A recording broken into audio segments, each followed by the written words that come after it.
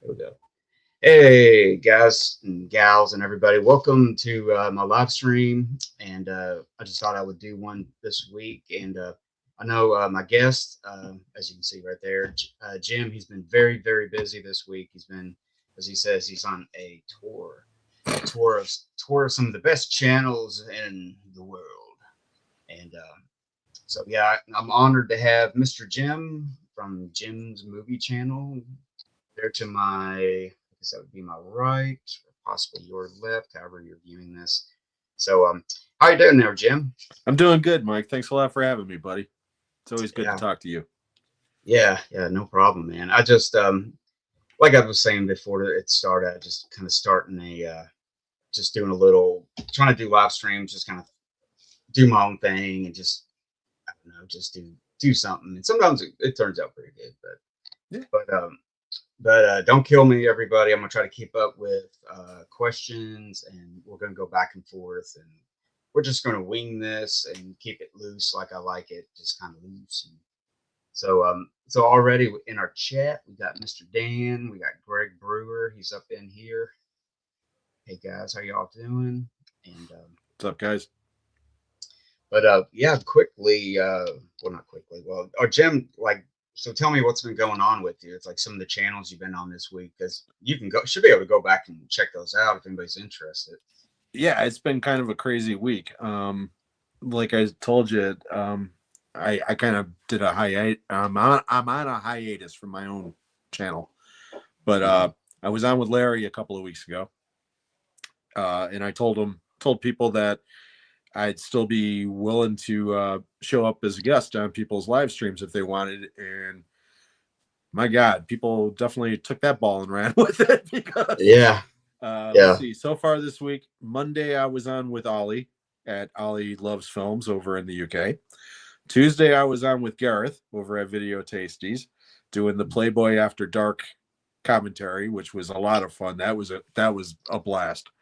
Yeah. Yesterday I slacked off and didn't do anything. Today, of course, I'm honored to be on your channel with you. And then tomorrow, my good buddy over in the UK, Matt from Pugwall Studios, or Pugwall 316 Studios, I should say, Mhm. is doing kind of a stream like this where he's just invited a bunch of people to stop over and bullshit, no particular topic. Mhm. And last but certainly not least, and this one's going to be rough, I'm not going to lie. Tomorrow night on Jen's channel over at Villainous Vixen, me, Jen, Texas, Juno, P. Rich, and I don't know who else, but we're going to be doing a tribute to our good friend Sean over at Cinephile World Order, who unfortunately passed away last week. Mhm. Um, so that one's going to be rough. But Yeah. Jen reached out to me and reached out to some other people that did a lot of content with Sean, and we all immediately said, of course, we'd be happy to do that. So that will be on Jen's channel tomorrow night, and I'll be posting links to that in my channel as well. And Okay. all of those Yeah. shows, I can't stress to people enough. Please go over to them, check, give those people some love. They're all great, including Mike, of course. Yeah. So Yeah. I agree with you. They're all great people, especially Gareth and Jen. Well, Jen just kind of started this year, hasn't she? Or well, maybe after she this was is a on once channel. before, and then she quit for a while, and then she started up again. Oh, okay. Yeah. Yeah, that's going to be a tough one. I mean, when I was scrolling, I guess I got up a little late on Saturday, about noonish. I usually get up later, unless something's going on. But I got up and I was just kind of scrolling through stuff, and I saw that and I was like, "What?" And then I had to kind of keep scrolling and stuff, and it was like, it stunned me. It really did. It just Yeah, stunned me, and I was just like, and it really did. It did. Honestly, it hung with me for a couple of days, and it was just kind of like, man, and I guess you everybody will go into it, during the stream and stuff, and it will be rough, but personally, it's just like he was a really cool guy. I yeah. mean, Sean really was, and I think I met him through, gosh, it was one other channel, um, a dude that doesn't do stuff much. I can't think of his name. He's not on there much at all. But anyways, I kind of met him, and then people like Juno and Texas, and before I knew it, there was this little like Friday night type of thing, and Sean, and there was just a ton of people that would come in there, and I've met so many people through there, and Yeah. now they sub to me, and I sub to them, and I see their stuff, and just a lot of cool dudes, and then he had that, in girls and guys would be fair, but at some point he had trouble with the channel, like he went up against something, and they took away a lot of stuff. Yeah, So he his started first spinning. channel was Cinephile Sanity, Mm. and he had well over 1,000 subscribers. But what he used Oh to yeah. do was he used to do live watch-alongs with the actual movie on the screen, not Mm. shrunk down like Gareth. He would actually put the post on there and say watch along, and eventually they booted him because of it, and they took away everything. So he had to start from scratch. And Mm.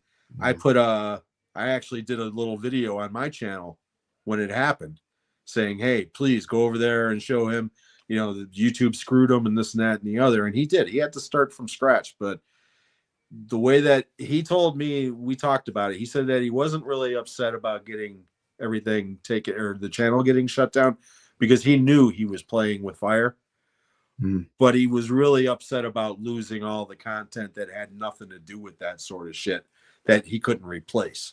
Not to Yeah. mention all the comments from people and this and that and the other. So, I mean, Mm. we're gonna get into it tomorrow for sure. But Yeah. yeah, like I said, that one's gonna be rough. But like if it wasn't for Sean, I never would have met Juno. I never would have met Texas. I never would have met Jen. I never Mm. would have met P. Rich. All those people I met through those original streams that Juno, Texas, and Sean did together, a Mm. couple of Yeah. years ago. And those guys, they had a falling out. I mean, I'm not gonna, sugarcoat it. They did. They had a falling out. I'm not speaking out of turn here. And again, I'm sure that'll be addressed tomorrow too as well. But at the end of the day, once he was gone, I don't think very few people in the community took it as hard as those two did. Mm. So Yeah. it is what it is. Yeah. I mean, that happens a lot. Um, a good stream will start. It kind of starts organically if you think about it. It's Yeah, like take for example, Sean, and then all of a sudden you got a couple guys get into it, and before you know it, you got a little small group, and it grows, and everything. And a lot of those will start, and they'll be really good, and they'll go for a while, and some of them will just like quit like about a year. I guess yeah, somebody will can't do it anymore, or something happens, and it's typical. It happens, and some of them that's long running. It's like wow, because you almost have a shelf life sometimes yeah, on YouTube. And I don't know how that plays out sometimes. Maybe you break the rules, you don't break the rules, you just get tired, you just step away altogether. And that happens and stuff. But that's kind of how I met you. Well, I met you. I can't even remember how I met you, Jim. It was quite the same same place. I met you either through Sean and Kenny when you were a That's guest it. on the show right away, or it might have also been around the same time through Carlos because you Hmm. were also doing stuff with the Westerns for Life crew Hmm. at that Hmm. time as well. And I'm friends with Carlos as well. Hmm. So but I'm pretty sure it was Sean and Kenny that I met Hmm. you through. Dan, I had known Dan. I actually know Dan was one of my first subscribers. So I mean he was on my channel pretty quickly as far as Hmm. leaving comments and shit. As soon as I Yeah. started talking about, old movie trailers from when I was a little kid, and Dan's around my age, and he immediately was like, "Oh shit, I remember that. That commercial Yeah. scared the shit out of me," that sort of thing. So Yeah. but Yeah. a See lot that. of a lot of the community that I've met on YouTube or through YouTube has either come through Sean or come through Sean and Kenny. The other Mm-hmm. Sean and Mm-hmm. Kenny. That's where I've met most of you guys, Yeah. and See that's I'm grateful for that. yeah, So yeah, yeah. I am too, man. It's just that's what I'm talking about. It's like some of these groups, and the community is so cool like mhm. that. Sometimes you got these different little live stream groups kind of join together, and they kind of meet each other and stuff like that. Yeah, Because I met Sean, the other Sean, movie assault Sean, and Kenny when they were doing a live stream with a guy named John, who I did some way back, all the way back, and we did different ones at different times. short-lived and stuff, like kind of like what I was talking. Some of them they just change, you know, and you Yeah. move on. But yeah, met them, and then you and everything, and I really do love the community on YouTube. I think it's pretty genuine. You know, I think if you're just a chode or a douche or something, you'll sort yourself out. I mean, Oh yeah. people won't respond to you, or you just it's not like it's a club or anything, but I think most of the people that we talk to in our groups and stuff are genuine. You know, Yeah. they're true movie fans. It's not all about holding We're up a movie box fans who happen to collect, and not click. collectors who happen to be movie fans. There's a Mhm. difference. Yeah, Because I'm exactly. getting tired, really fucking tired of these channels where every video it's look at this stack of shit that I just got that Hmm. I'm never going to watch, but it looks cool, or I got it sent to me and it's like, why are you buying something that you're not going to watch, or that Hmm. I mean, it's one thing when you're Kenny and you're getting a bunch, or Patrick and you're getting a bunch of titles blind buys for 25 cents, 50 cents a piece. Okay. It's Hmm. something totally different when you've got a stack of 4Ks and you're Yeah, going, I have no idea what this is about, but I got it anyways. I mean, yeah, it's like, fuck you. I mean, I'm yeah. sorry. There's a difference. Yeah, it's hard with some of those guys. I know exactly who you're talking about. Probably I do exactly who you're talking about, but there's a few of them, and there's a couple that are cool, and they do, But you, I don't know, man. That's just because like when you first start, like I have to admit, when I first started, you kind of it's like I want to talk about movies, or I want to show some movies and stuff like that. So you don't know where to start at. So you're like, hey, I got this, or something, and blah blah blah, or make out and about videos and like Yeah. Barnes and Noble or something like that.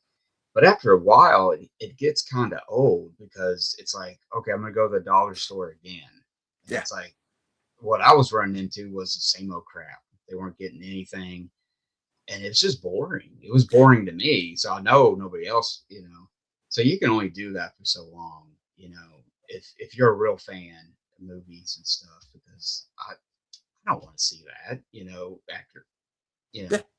But yeah, some of these guys that are getting like you said, like 10 new releases are all 4Ks, and they're like, God, that's like what, $500 or something like there. Yeah. It's like, oh man, it's like it's just I don't know. It's weird. I mean, they're getting all of them, and after a while, I just some of the guys. There's a few guys that I like because they do other stuff. They're like on Spotify, and they got other stuff that they're not just you know. But some of the people I've just been annoyed about. Yeah. I don't mind people that have, nothing but pickup videos if that's the predominant thing on if they're actual fans. Okay, Mhm. that's the difference. Yeah. If somebody's got a stack of shit this high, okay, and they're saying, hey, I haven't seen this movie in years, but I remember I liked it, okay, Mhm. or hey, I haven't seen this one, but I heard really good things about it, so that's why I picked it up. That's different than, okay, 15 movies were released this week and I got all 15 and I don't know a goddamn thing about 14 of them. You know what I Yeah. mean? Because at Exactly. that point, Yeah. it's just either you're getting free product or you're just making content to make content. And quite honestly, at that point, I don't care. Mhm. I mean, I just don't. Yeah. So, I mean, there's some of them, of course, they're getting, they're basically advertising, so they're getting free product, and that's one thing. But then it's like then I don't know, some of them try to be, critics and try to be critical about stuff, which okay, that's your opinion, fine.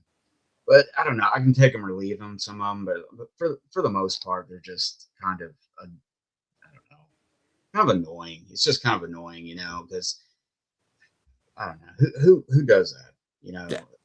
In the collecting world, who can go out and How get. big's your house? How much shelf space do you have, man? I know, man. It just makes me think like, dang, man, what you got like three basements full of stuff. It's like God. So I don't know, man. That's one thing, but oh well. But yeah, man, just the community. It got a lot of these live streams like this one, you know, who knows? Some of the people tonight might meet somebody, you know, and check out their channel, and that's how a lot of this stuff's born. Because you know, I don't know if Absolutely. I That's want to say I said something to Carlos about your channel one time. I'm trying to remember. I probably did. Who knows? But that's how they start. You know, it's like, hey man, check out this channel, or you mention somebody, and they just grow and stuff. And eventually, you got people that end up becoming friends. You know, yeah. kind of like Sean. And he was good friends with a lot of people, and even though we don't go pal around on Friday night to go to a bar, go hang, you know what I mean? We're still friends in a different sense, Yeah. and everything. And you know, so, like I have, you know, I can text certain people. I have their actual numbers and talk to them about something.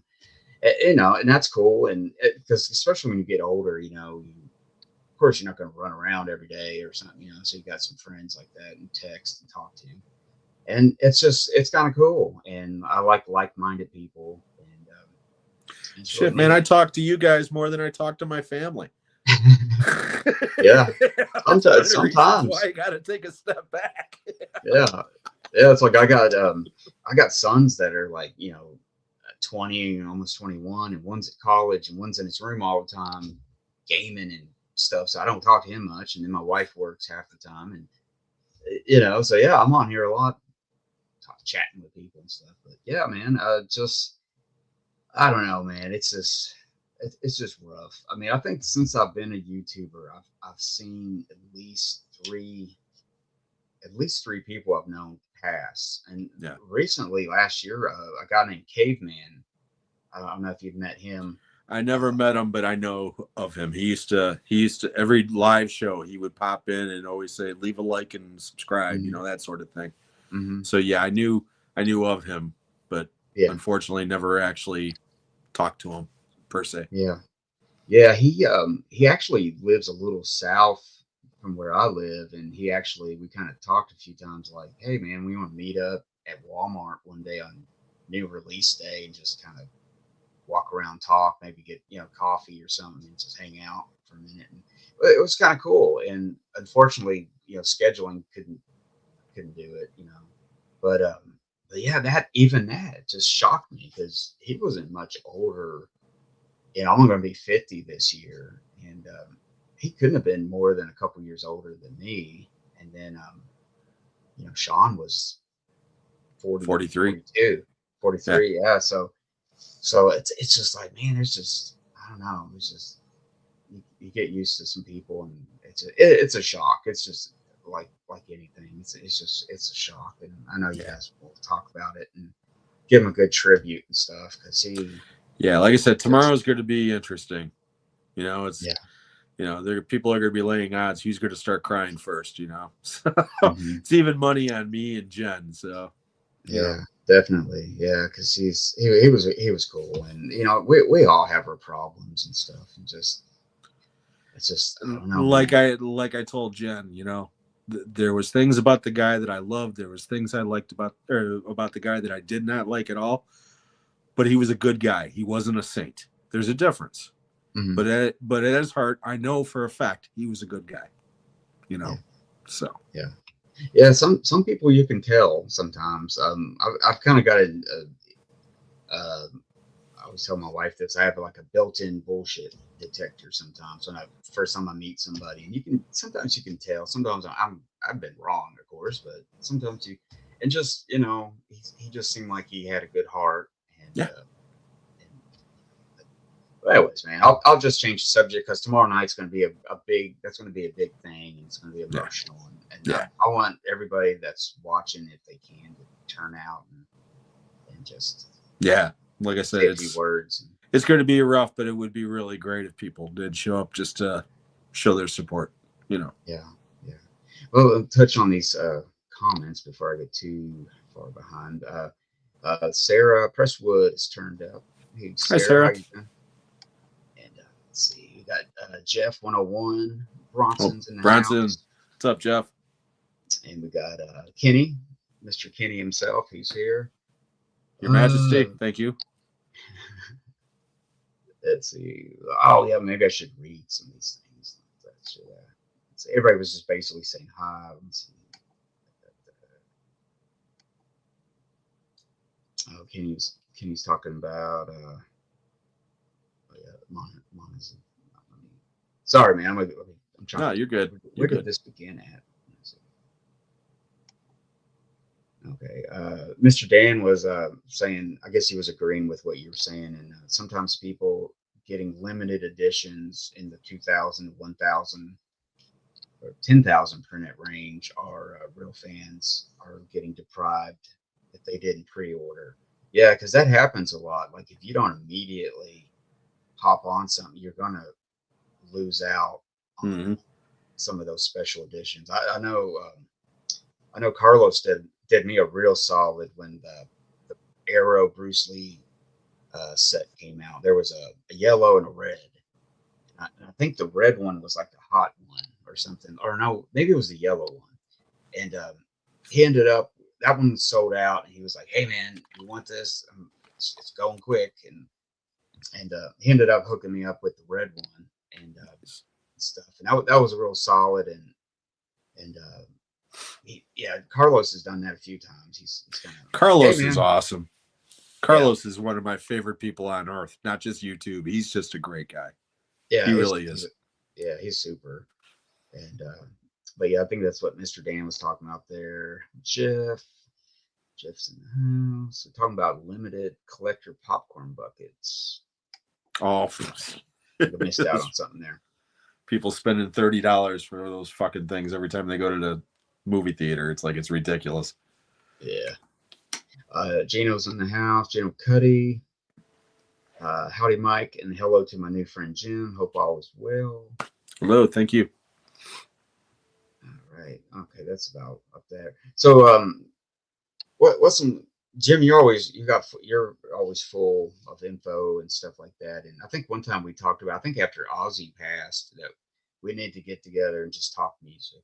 But it's kind of hard to do when we get together because there's so many other things to talk about too. But as far as like music goes, I mean, I know you're a big Rush fan, and I'm a Rush fan.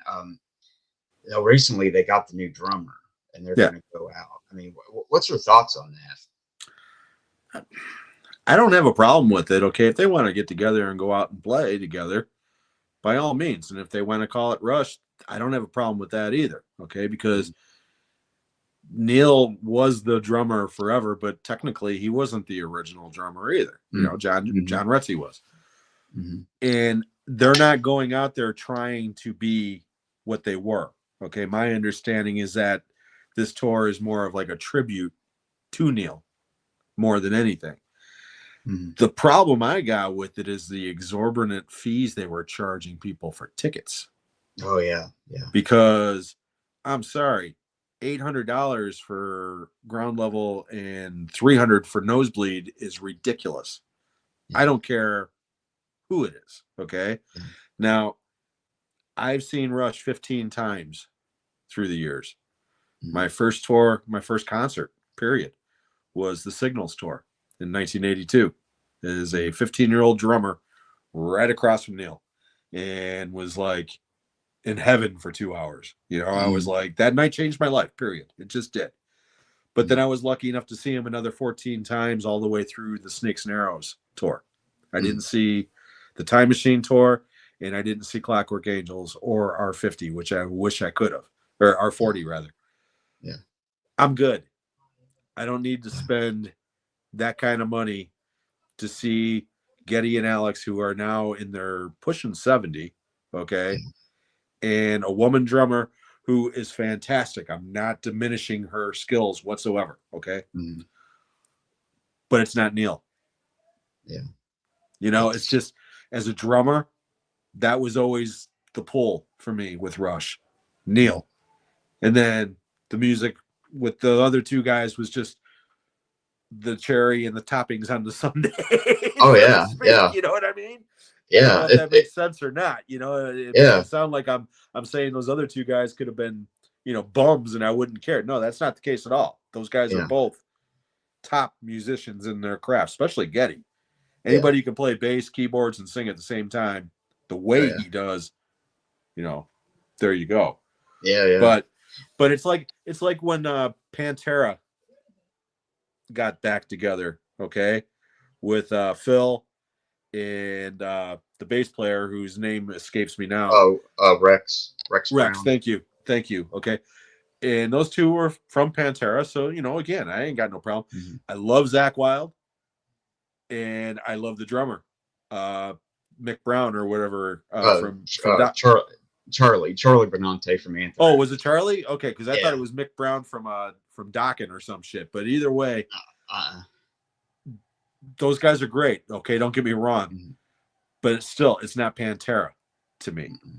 You know, you can't replace Dimebag and Vinny. You just can't. It's like the brothers, man. It's like taking Alex and Eddie out of Van Halen. Absolutely. I mean, literally, you take the name away. I mean, that wouldn't be anything. But I've seen Sammy and Michael Anthony on stage together doing Van Halen songs. It didn't mean it was Van Halen. Mm-hmm.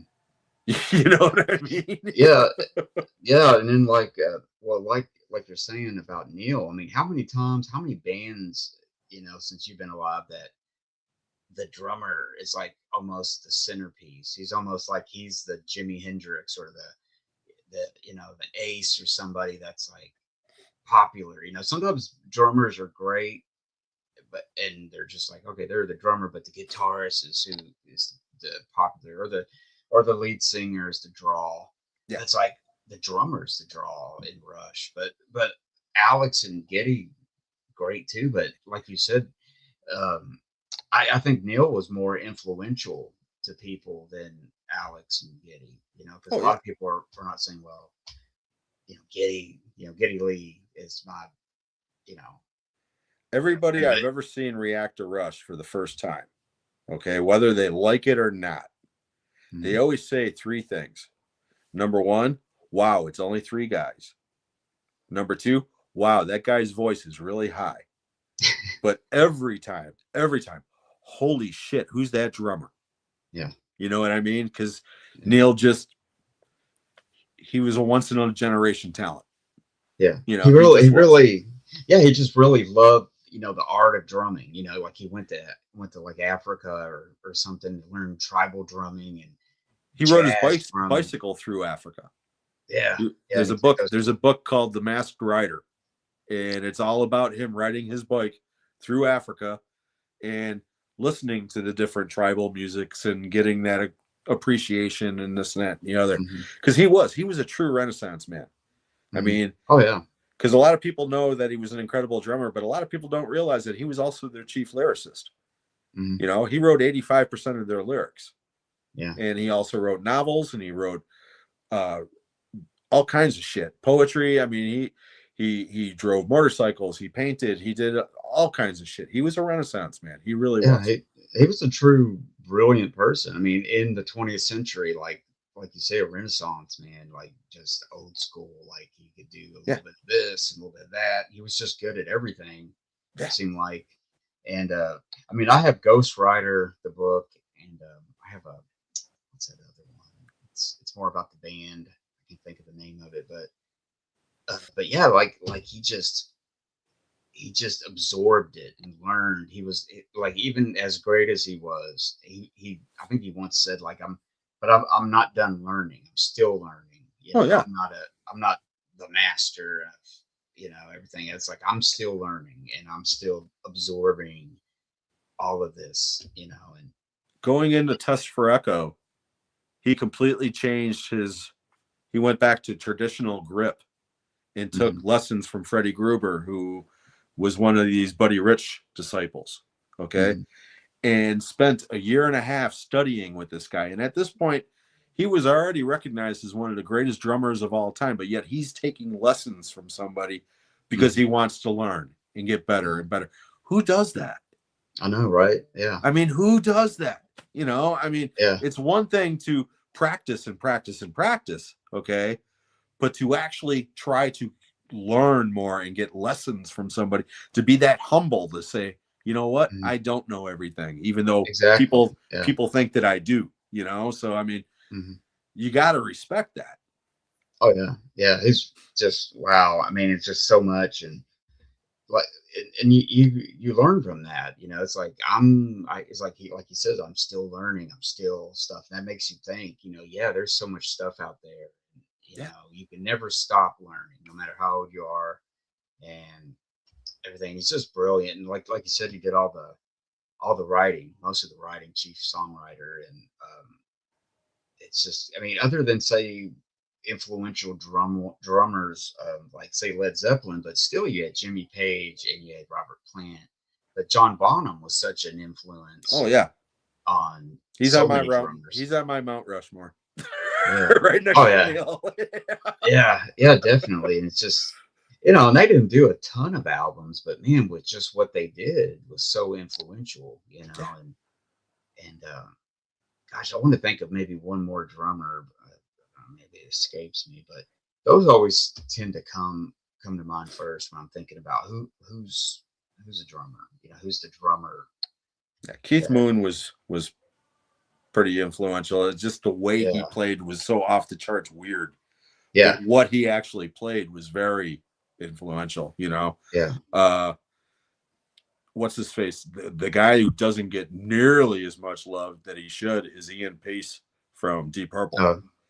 Yeah. That guy is amazing. I He's mean, you like know, he's left-handed or something, and he yes. doesn't he's got his setup different. You know, and he Yeah, he's plays a lefty. single. Yeah.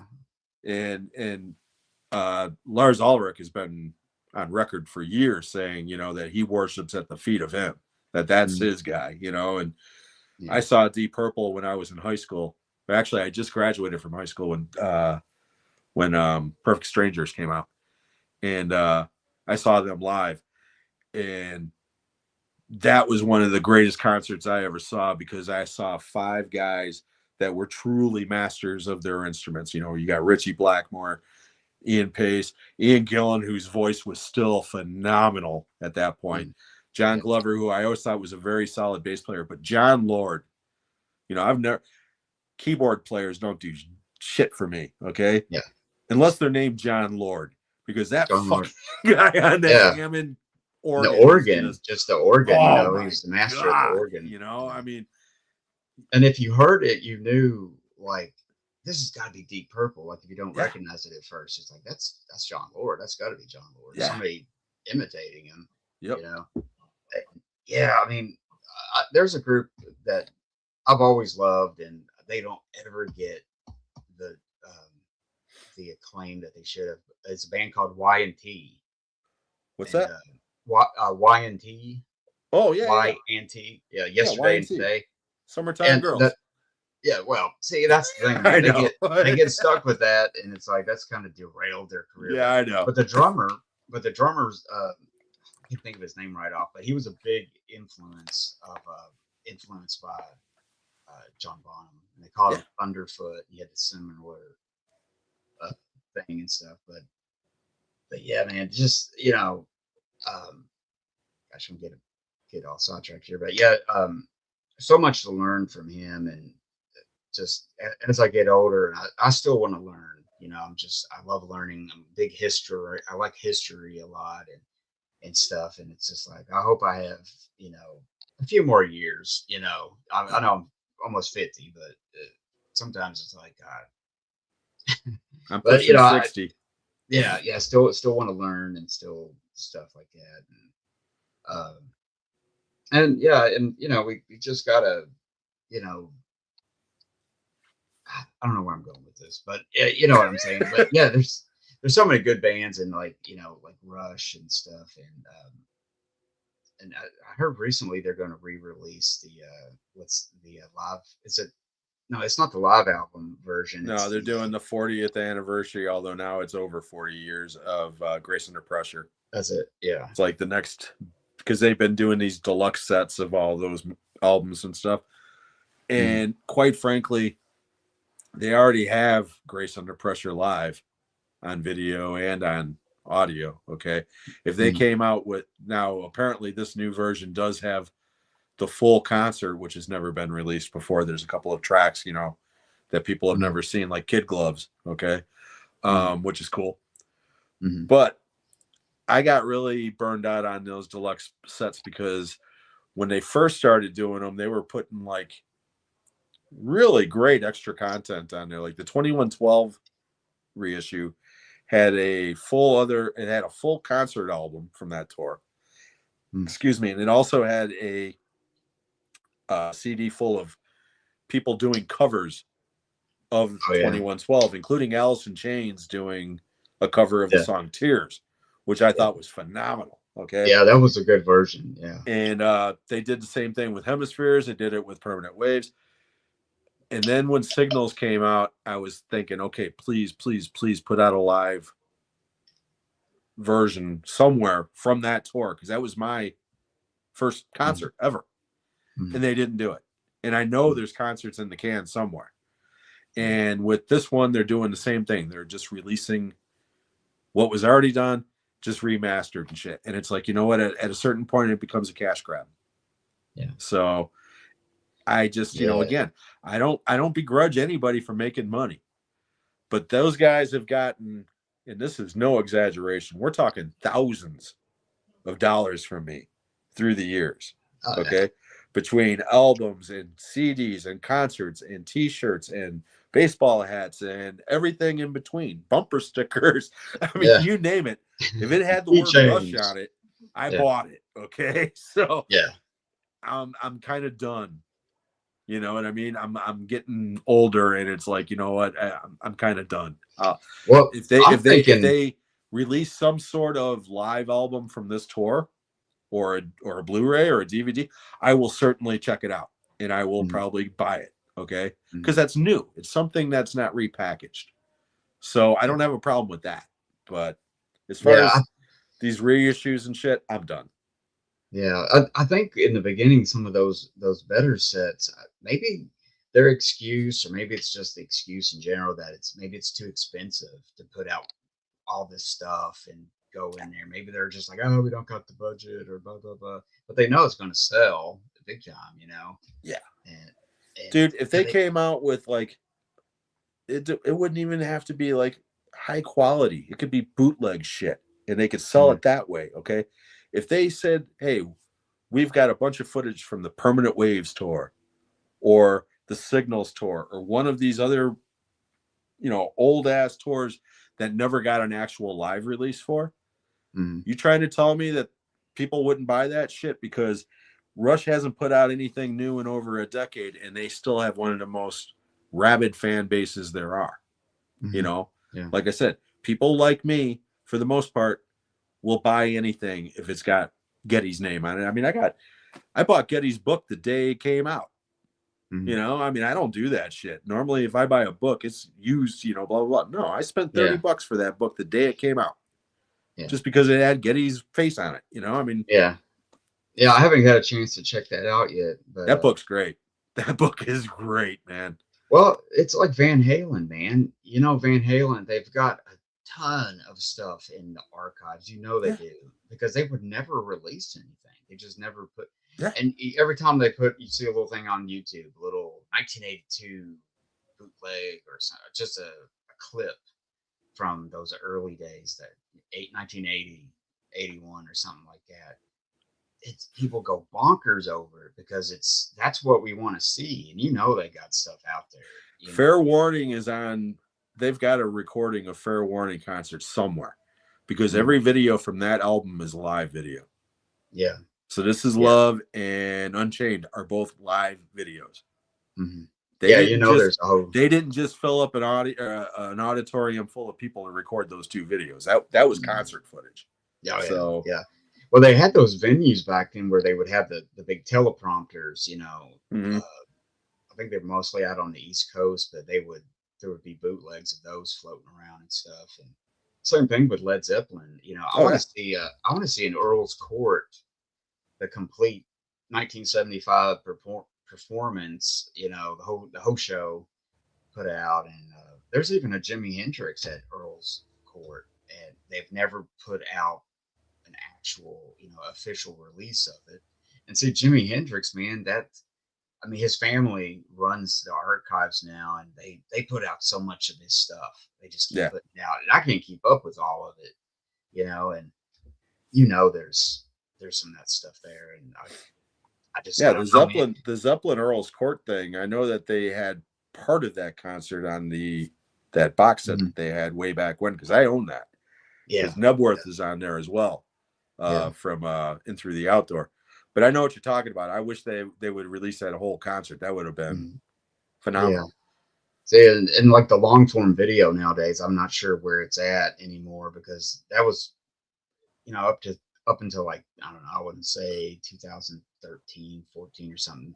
You could go to Best Buy and they would have the newest, if Rush put out a concert Mm-hmm. Blu-ray or something or somebody, and you could get it. But I don't know so much if they do them that much anymore, like they used to. But yeah, man, it's just stuff like that, especially Van Halen. Van Halen it's like maybe in my lifetime I'll never get to see any of that because they'll never put it out until Wolfgang's like 70 or something. Right. But I Yeah. don't know. See, I think that was my second concert I ever saw, was the Van Halen 1984 tour. yeah. So I went from Well, Rush to Van Halen. So yeah, arguably, you could say I saw the greatest drummer followed by the greatest guitarist of their generations. yeah. Were my first two Unfortunately, concerts. my Van Halen experience was the 2004 reunion with Sammy Hagar and the totally messed up Eddie. Yeah. That little tour that came through town, and that's like, oh man, that's the one I get. That's just, I don't know, Yeah. but it was still a good show. I mean, it was the first Van Halen show. I mean, it was better than nothing. Yeah, I But saw then with Van Halen three times. I saw 1984. I saw the OU 812 tour, which was part of the Monsters of Rock tour oh with yeah, Van Halen, Scorpions, Metallica, Dokken, and Kingdom Come. mm, And then I saw the opening leg of the Fuck Tour, or the For Unlawful Carnal yeah, Knowledge Tour, that yeah, had an opening band that nobody heard of before that, and basically booed them off the stage. And then a week later, they broke out huge. And a little band called Alice in Chains. mm, I'll never yeah, forget that. People booing them and throwing shit at them. And it was like, and I thought they were good. I was like, what the hell, man? But yeah, yeah. yeah. Yeah, back then it was like they try to put like I watched Headbangers Ball on MTV, and you would see Alice in Chains or Nirvana even would pop up on there because they didn't know what to do with that band. Like it's like, are they metal? Are they this? So Yeah, because that was the beginning of the grunge movement. yeah, yeah, and I'm not sure if Pearl Jam did, and I don't think Pearl Jam was ever on there, but yeah, they were on there and stuff. But yeah, but Rush I got to see again. They never really came locally. I had to travel to Indiana to see them twice, and then one time they came to our local big arena and stuff. But I saw them twice on Snakes and Arrows, and once on Time Machine, which Nice. late start on that, but like Iron Maiden, man, they just never come locally. You have to travel like from because I live in Kentucky and we're just not. It's like we don't have the sports teams other than college. We're college here, college Right. football, basketball. We don't have a football. We don't have a hockey. We don't baseball. And it just seems like even some of the big groups wouldn't stop here. It's weird growing up and there's so many. But even Iron Maiden had to travel to Indiana to see them. I saw them twice, and they were both outdoor shows, actually. Yeah. Shed tours, I guess. Hell, some of the Well, best shows I've ever seen were sheds. yeah. And what was cool with one of them, I got to catch. It was Motorhead opened, and Dio went on after, and then it was Iron Maiden. I mean, that was just I still love the fact I got to see Dio at I least was gonna say once. that's a hell of a lineup there, man. Yeah, I'd be very happy with that lineup. I mean, still to this day, man, one of my favorite shows was at this local Louisville like nightclub. I guess you could say it was called nightclub was called the Toy Tiger, and Motorhead played there one time. This was like '96, I want to say, and that was a small ass little place, and that was the loudest badass concert I've ever been to. It was so loud.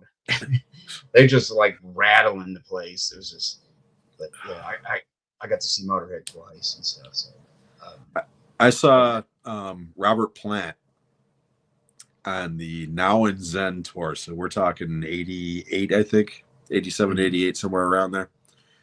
At the Rosemont Horizon, which is now the, I don't know what the fuck it's called now, but Allstate Arena now. But anyways, there was a moment in that show.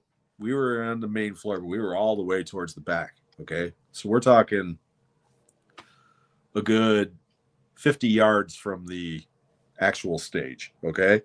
And at one point, we're all standing up, yelling and stuff, and this keyboard player hit a note. The only way I could describe it is as if it would be a brown note, you know, that note that makes you shit your pants, because this fucking note was so goddamn loud. You could feel your insides vibrating. And I saw an entire audience sit down in unison, including myself, because the sound wave literally knocked us on our ass. And I've never experienced anything like that before or after at a concert. My brother, Greg, who passed away a couple of years ago now, but he was also at that show. He was about 10, 15 rows in front of me. And I saw him after the show, and I was like, dude, what about that show? And he goes, dude, did you get knocked on your ass too? And we were like, yes, we did.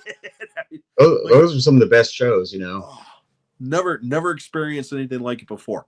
I mean, it was almost like the entire audience got slipped a Mickey at the same time, and it kicked in at the same moment. You know, I mean, it was just unbelievable. Did you? What band was it? Robert Plant. Oh yeah, that's right, Robert Plant. Yeah. That's actually not a bad album. Actually, you know, now I've gotten older, I kind of like it. But back in the day, they just played "Tall, Cool One." I think. Yeah. And Heaven Knows. Yeah, and Heaven Knows, and it's like I appreciate those more now. But yeah, man, I'm lucky I got to see some good shows. But my very first concert was Cinderella, Winger, and the Bullet Boys, and 1989. And it was, hey, you know, I could never get my parents to take me to the show, you know, because I couldn't drive yet, and because I was like, I want to say 12, 13, and it was cool. And you know, I saw Cinderella live. My aunt fell asleep. Like she was sitting down to sleep. It's like, how are you sleeping during this? You fell asleep at a concert. Yeah, like she fell asleep, and I'm like, it's like, okay. Because my aunt took me. And future uncle took me and everything.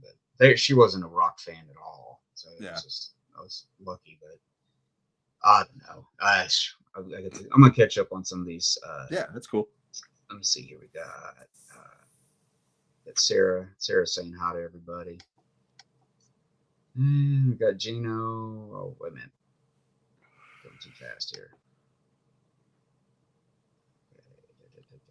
Everybody saying hi. Mr. Dan, he said he'd still like to see Maiden, even though McBain is retiring. Yeah, he's done.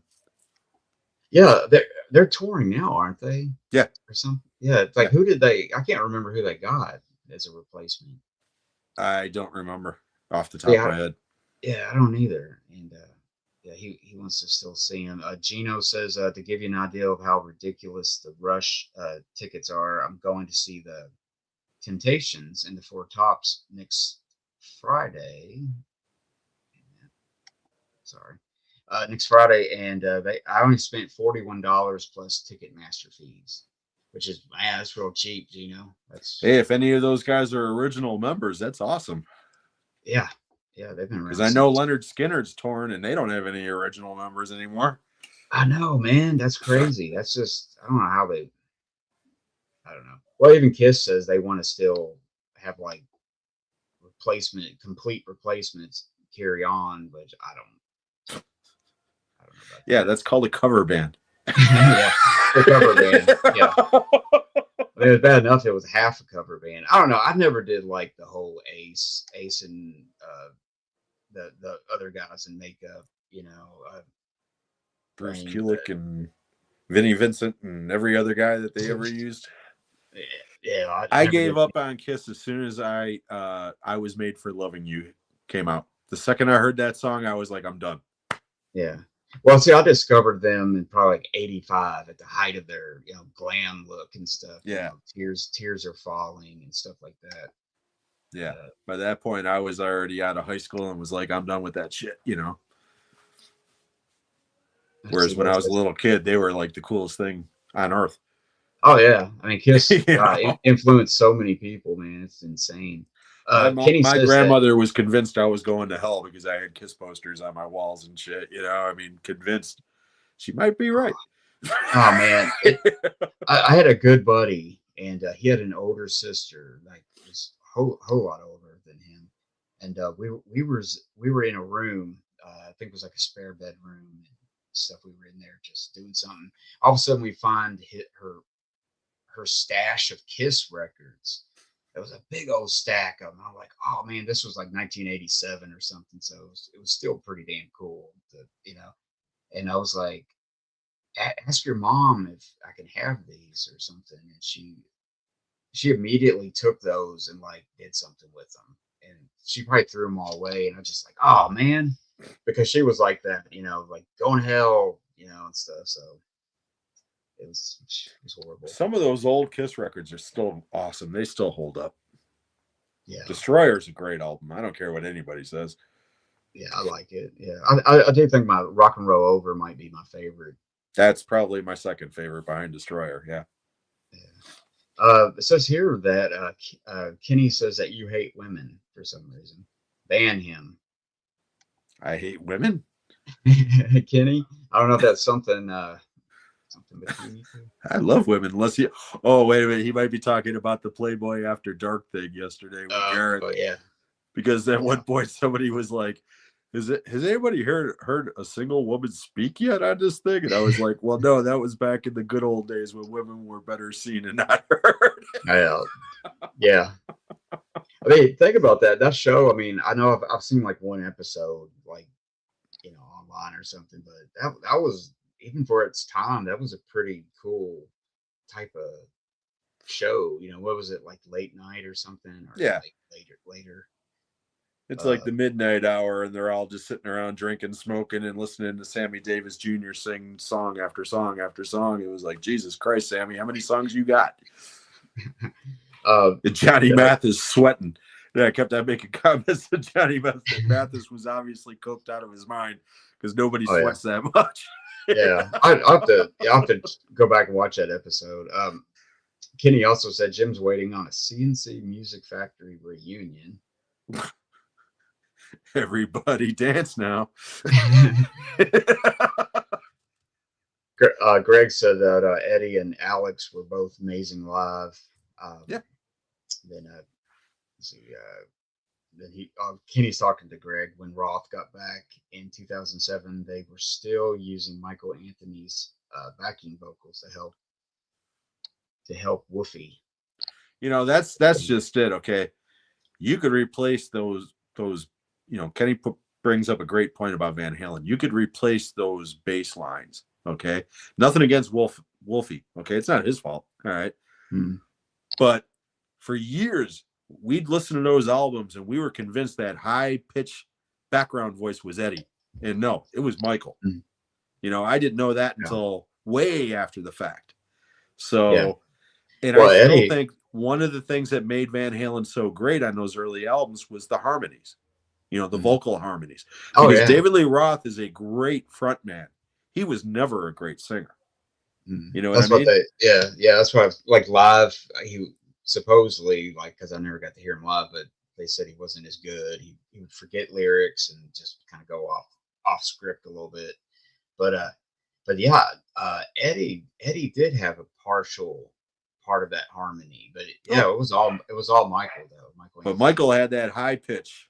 You listen to any of those classic songs, and you could hear that high pitch on every vocal harmony, every verse, or chorus rather. And that's Michael, and he never got that credit back in the day. So that was just when they like he basically he got signed off out of base. You know what I mean, like that. They fucked him over because he was friends with Sammy. Yeah, that's basically what it came down to. Yeah. And that's bullshit. I mean, that's petty. Yeah, that's very petty. Again, I love those guys, okay? But let's face it, you know, I mean, I'm sure a lot of it had to do with alcohol and drugs and ego and everything else, but those guys were assholes, you know, and a lot of shit. The shit with David Lee Roth, okay, hey, that's one thing, okay, because everything I ever read, that was all David Lee Roth, okay? But Sammy Hagar has always had a reputation of being one of the nicest guys in rock and roll, okay? Same thing with Michael Anthony. He's got a reputation of being the type of guy who will give you the shirt off of his back. But according to those two guys, those two are the worst people on earth. And that's like, and they're the only two people that say that. So you know what I mean? I totally believe that and everything. But yeah, it's just like they would have to. I don't know why they just didn't think like, man, we need his background vocals. I mean, it's so, you know. But I guess I don't know, man. Like you said, ego. Can't see the forest for the trees, man. Yeah, because that's, I don't know. I mean, I don't know. A lot of people really hate Sammy Hagar. Some people love him, but I love Hagar. 50. Yeah, I'm 50. But I prefer David Lee Roth Van Halen. Yeah, and I prefer Sammy Hagar solo. If that makes, you know. Oh yeah. Again, I mean, you go back to some of those old Hagar albums like Standing Hampton and Three Lock Box and VOA. Those are some killer albums, man. Well, Montrose, man. Oh Montrose, pretty started. Yeah, that first Montrose album, that's badass, you know. Bad Mood or Scooter, baby. Yeah. Go to ride. But yeah, no, he put out some really good stuff. You know, he had that song on the heavy metal soundtrack, which is so memorable and everything. And then me as a kid hearing "I Can't Drive 55" was, you know, big hit back then. You know. Yeah, I saw that tour. That was the VOA tour. That was '84, I believe. I saw that tour right after I saw Van Halen. Okay, and at the time, as much as I loved Van Halen, I thought the Sammy Hagar show was better because the band was tighter and he was just an incredible, not only singer, but a lot of people forget Sammy Hagar can shred. Oh yeah. I mean, he can shred. And at one point he disappeared. The place went dark and all at once the lights came up. He's up on the catwalk above the stage with a guitar. Okay. And he gets on the railing and hangs upside down by his feet, or by his knees rather. I didn't see any cable or shit. He was right across from me and was playing the guitar upside down, doing the national anthem and shit. And to this day, it was like, holy shit, man, if this guy slips, he's dead. I mean, it was one of those things that I saw at the time. I was like, this is great, you know? Wow. Yeah. That's the sort of entertainer that Sammy was, you know, back then. So yeah, I wonder if that was like a one-off thing or if he did that every night, everywhere. I don't know, but I gotta admit, I was impressed as shit because again, that was one of those balcony seats shows. You know, we were up on the balcony, and he was like right across from us, hanging there, and it was like, holy shit! If he goes, he's dead. You know, I mean, oh yeah, definitely, yeah. I mean, I have to admit, man, you know, growing up when I was like 8 or something, I heard Sammy Hagar before I ever heard Van Halen. You know, it's just back then you didn't get music and information wasn't as accessible as it is now and stuff. So it took a while, you know, before I got into, you know, the good rock and stuff, you know, but actually I guess heard that first, you know, before I ever heard Van Halen. You know, but again, it is what it is. Van Halen back then, up until 1984 came out, okay, with Jump. They were an album band and they were a live band. Okay. They weren't a video band, where Sammy Hagar, he was putting videos out from the beginning. You know, even with Montrose, you can go back and there's some old Montrose videos and stuff. He knew back then, hey, this is going to be a way to sell albums and get butts in the seats, you know, and that I Can't Drive 55 video was huge. I mean, that video was huge. Oh yeah. Yeah, he's got that black Ferrari in it. Gosh, man. Gosh, what was I lost my train of thought. Let me look back at these comments here. That's my problem with live stream music. See, Kenny's probably in the comments touting how much he loves Air Supply. He keeps on putting Air Supply songs on his fucking Instagram posts, and I keep telling him he's going to burn in hell. Yeah, I remember my mom loved Air Supply back then. My So, ex-wife loved Air Supply. That's all I need to know. She was a succubus, so that music is from hell. yeah. Oh, Kenny said when Roth got back in 2007. Oh yeah, I read that. What's the word? Just like some talking back and forth here. Yeah, Kenny's still pissed at me because I don't like fucking Neil Diamond's performance in The Jazz Singer. Oh man, you know I've never seen that movie. You're not missing much. Yeah. Just listen to the soundtrack. The soundtrack's amazing. It is. It's a great soundtrack, you know? Yeah, well that and what is it? A Star is Born from around that time, this middle 70s. I've never heard that either. Yeah, that's the Barbra Streisand one, you mean? Yeah. Or the new one? Or both? The Streisand one. Yeah, I remember that song Evergreen was on the radio constantly as a child from that movie. I saw that movie, I don't remember it. And I never saw the Lady Gaga version, so me neither. Yeah. I think I saw the old version, but yeah, like going back to like I would go to my like cousin's house and my aunt's house and flip through their records and stuff. So it's like I saw the the 1984 cover and remembered it, but I never heard that Angel and the Cigarette. Yeah, it was very memorable from being a little kid and stuff. And it's just weird back then because the only way you could really listen to music for me, anyways, was Casey Kasem's Top 40 Countdown every weekend or whatever it was. And try to put my little cassette tape in there and try to record a song. And he'd be talking a little bit over the beginning of it. It's like, shut the fuck up, Casey. Yeah, me and my sister used to do that. But then until I got MTV, and then started hearing a lot more and stuff. But because my parents weren't huge like music people, I don't know, it was kind of weird. I always thought it was weird. It's like my dad had a little record collection, but it wasn't anything. But yeah, no, my parents, I got my love for movies through my parents, but I got my love for music through my brothers and sister because I'm the youngest of 5. And my dad, God love him, okay, fucking had horrible taste in music. Yeah, like Ray Conniff type shit, okay. However, he did have one album, God love him, that I heard when I was about 5 years old and thought it was the greatest music I have ever heard, and I still think that.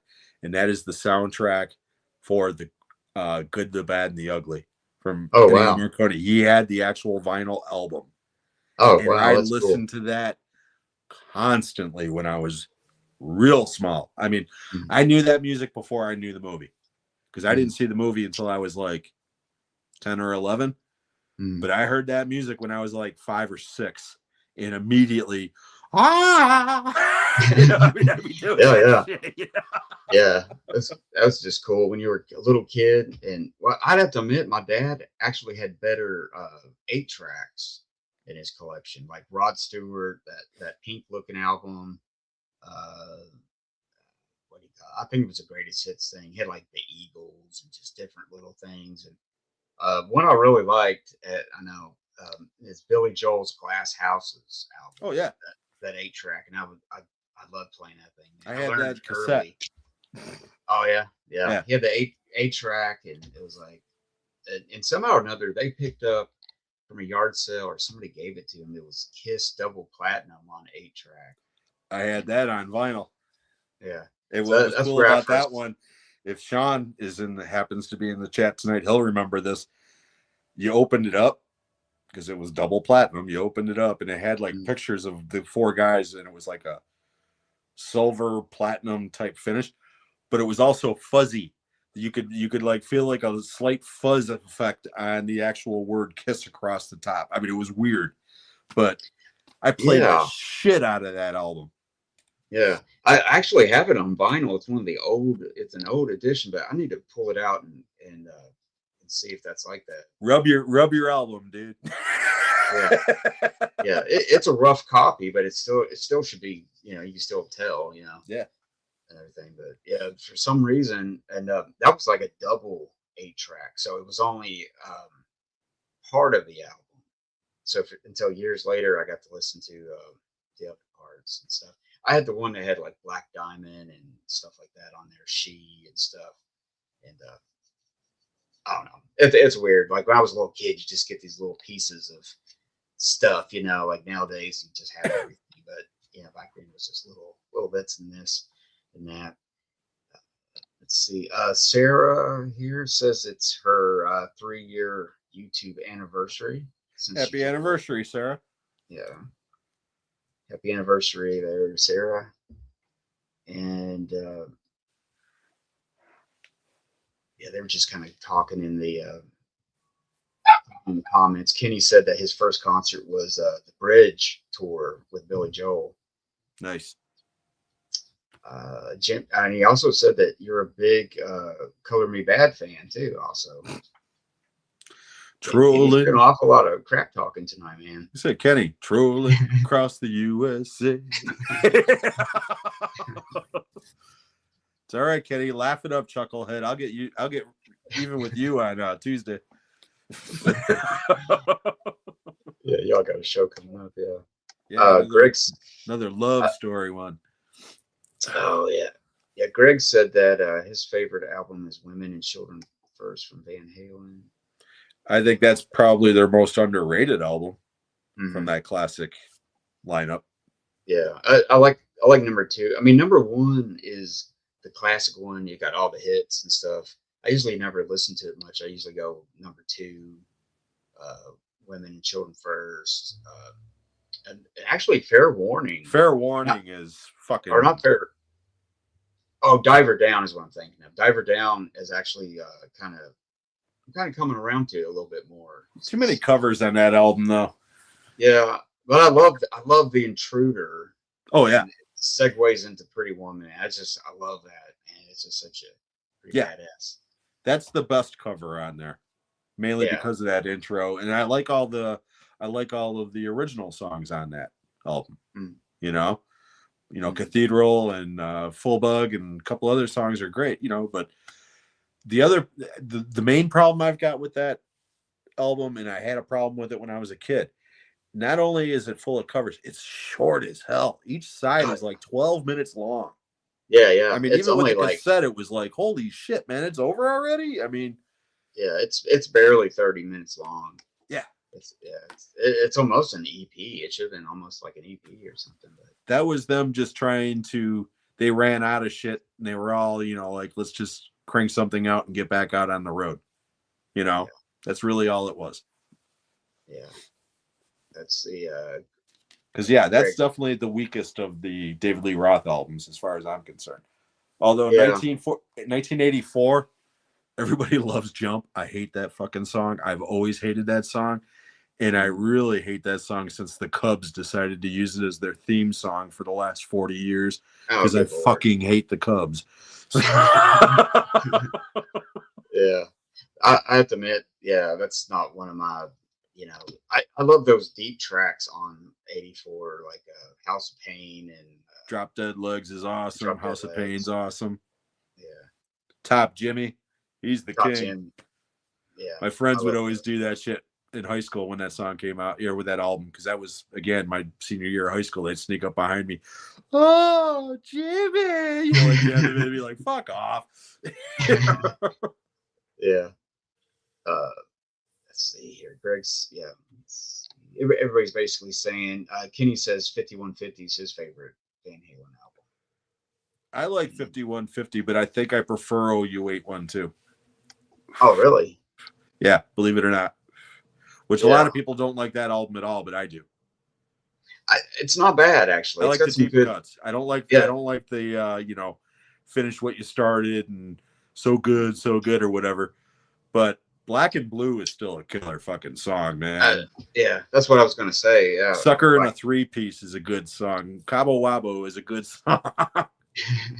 Yeah, I did back then, man. I did want to go see that Monsters of Rock tour because I was a huge Dokken fan for some reason. I just love Dokken, and I was like, man, I want to see that. And Kingdom Come wasn't too bad, but they were so much of a kind of a sound alike of Zeppelin, Yeah. And I don't think it came very near me unless it was in Cincinnati or somewhere, but I missed that one. What's wild about that, okay, looking back at it now, as opposed to then, at the time, because I told you, you know what the lineup of bands were, okay? I was most looking forward to seeing Van Halen and Dokken, okay? Mm-hmm. I liked the Scorpions, so I was kind of looking forward to them. Mm-hmm.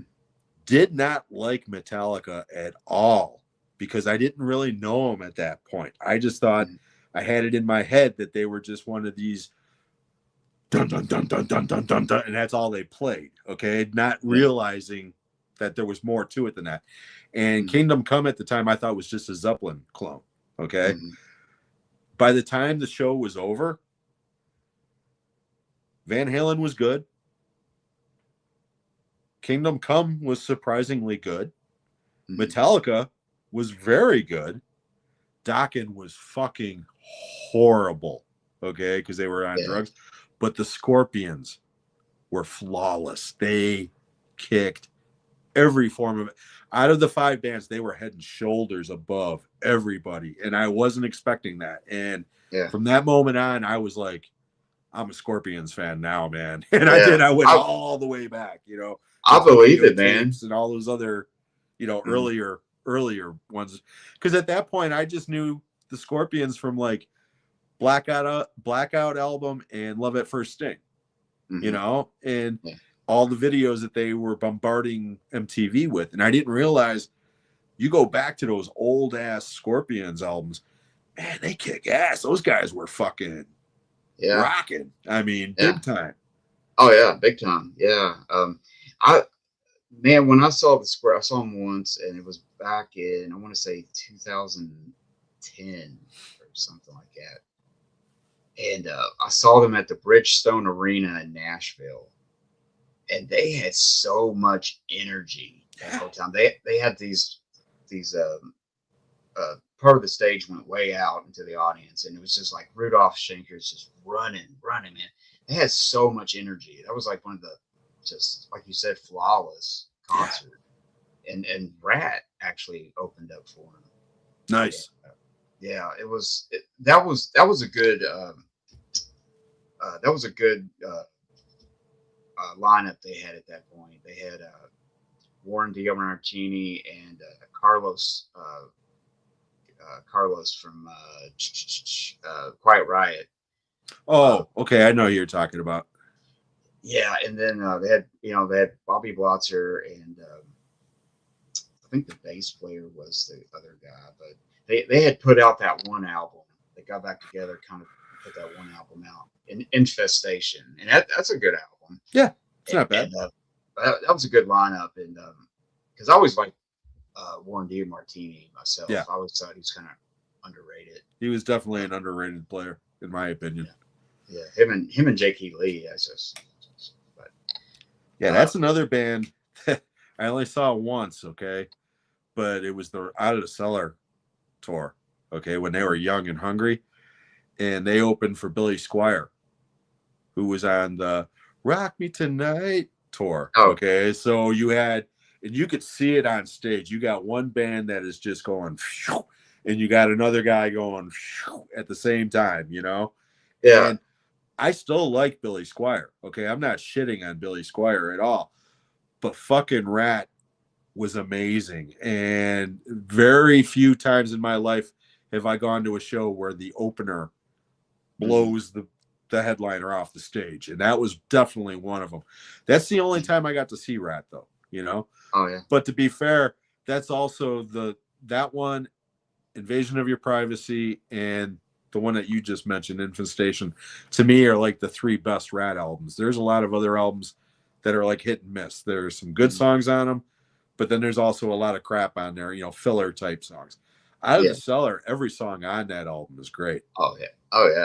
So good. Oh, and the EP before it as well, but half of those are on Out of the Cellar. So my first Rat album was actually Dancing Undercover, which is one of those albums that was kind of hit or miss, that's the one that I bought, and I was like, okay, this is where they're starting to, dance. Dance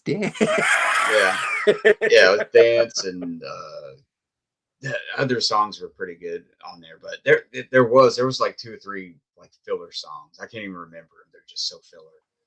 Uh, but yeah, man, the Scorpions, they put on a hell of a show. Uh, which later on got me into UFO, and Nice. they're just criminally underrated.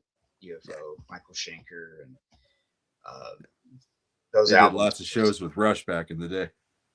Yeah, that's what I In heard about the that. documentary, the Rush documentary, there's some great stories of when UFO was touring with them, because that's when Rush was wearing the robes. Yeah.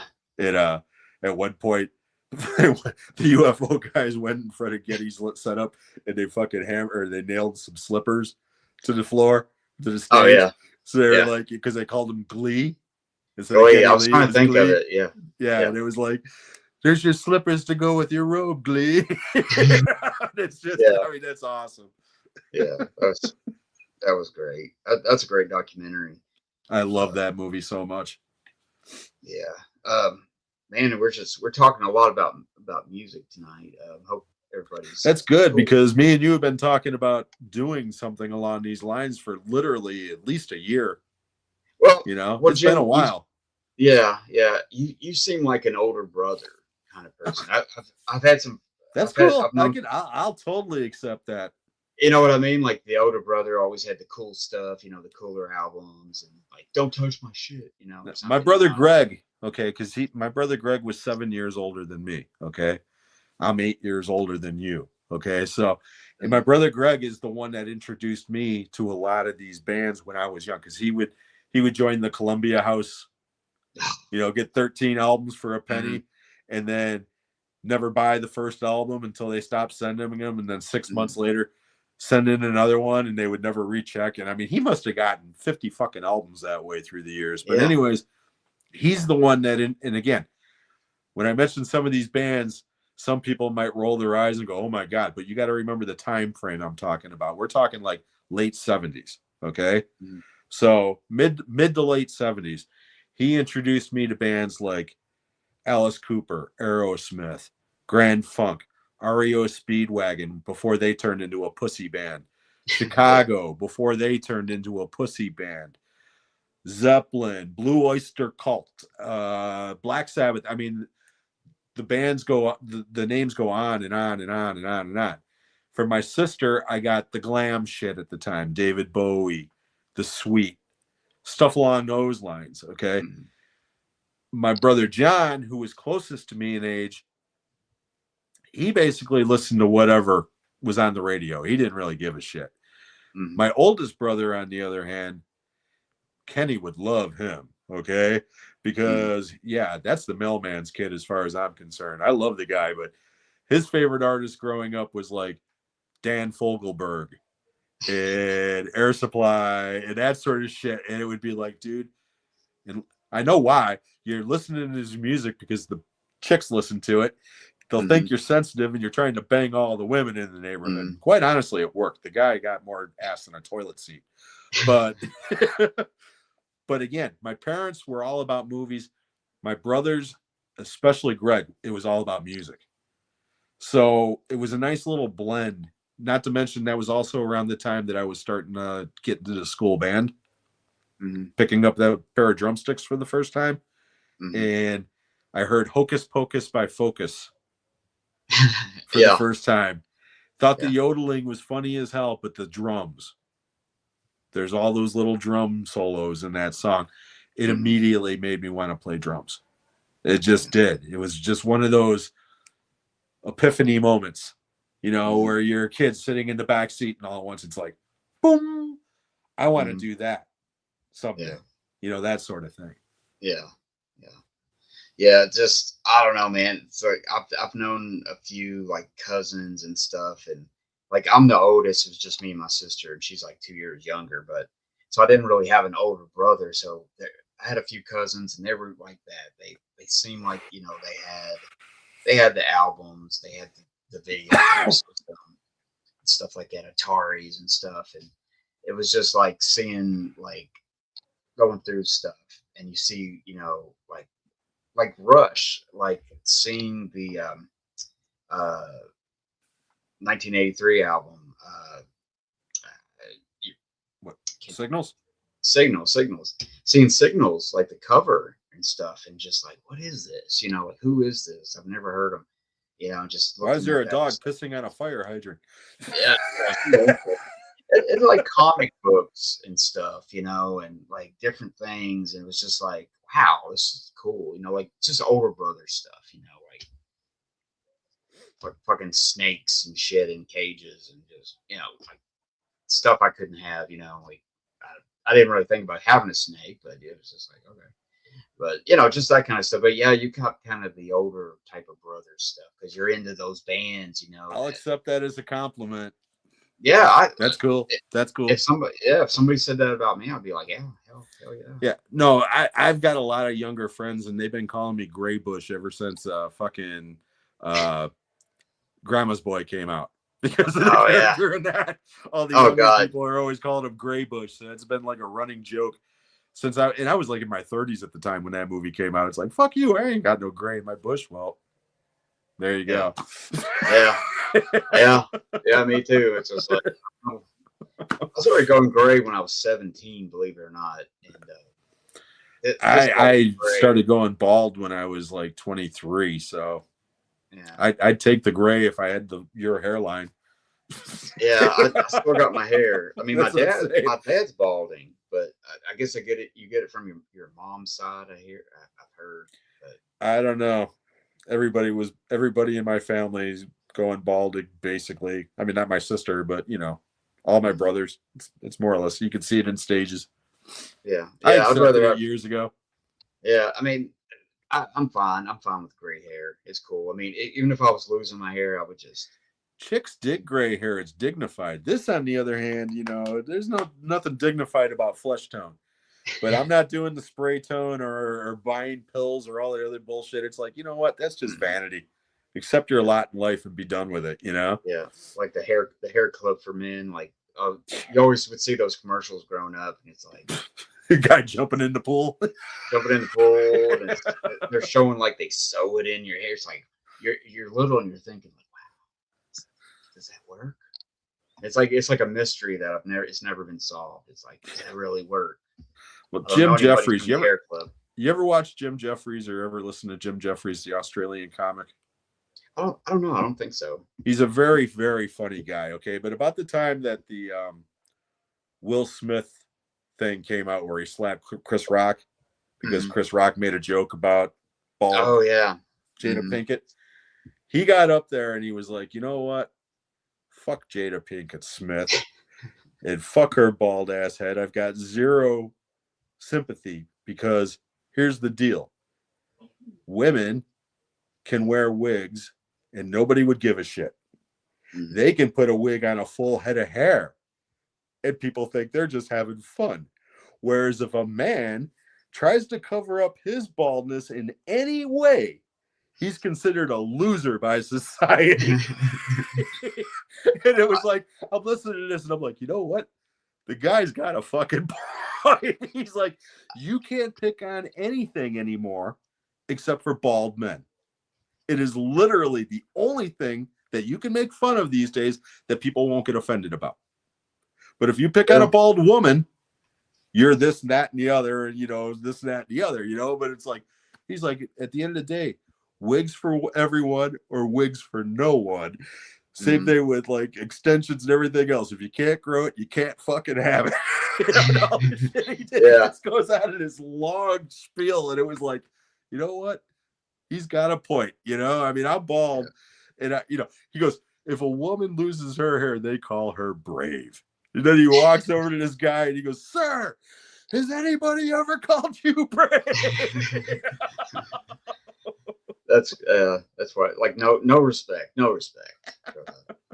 But yeah, I mean, I've seen some crazy wigs on people. Like, who's the record producer that shot his girlfriend? And gosh, he had the craziest hair. Phil Spector? Yeah, Phil Spector. He had like crazy ass wigs. And he had more things going on than those wigs, though. And that guy was just a whack job. He was, man. It's like, God, he was totally just bonkers, man. He was just, I don't know. seen some crazy ass wigs. It's like I would just be bald, man. I'd be fine with it. You know, I'd be fine. You know. Yeah, once I started going to a certain point, I just started shaving my head. Mm. You know, it was like, fuck it, you know, just go the whole 9. I mean, this is actually the longest I've had hair wise in like a year at least. And it's mainly because I got the beard going. Yeah. But that's probably all going soon. Once spring hits, all this shit's going. So yeah. I got a haircut today, and I don't know if I'm gonna. I have had thick beards. I've had no beard, and I don't know. So I don't know what I'm doing right now. But this is the first beard that I have tried to grow in over 20 years. oh wow. That's why I keep doing this, because I'm not used to it. You know? Yeah. I'm starting to feel like the fucking old what's his face from Kill Bill. You know? Oh, yeah. You gotta grow it out. What was his name? Pai May. Yeah. Yeah. Let's see here. Let's catch up on some comments. Let's see, Kenny's got another one here. What is he talking about? Nobody knows what Kenny's talking about. Oh yeah, he's saying shame. No Rat Pack stuff from the casinos in Vegas. That would be amazing. Yeah. I'm not sure what. Because I'm so old. Oh yeah.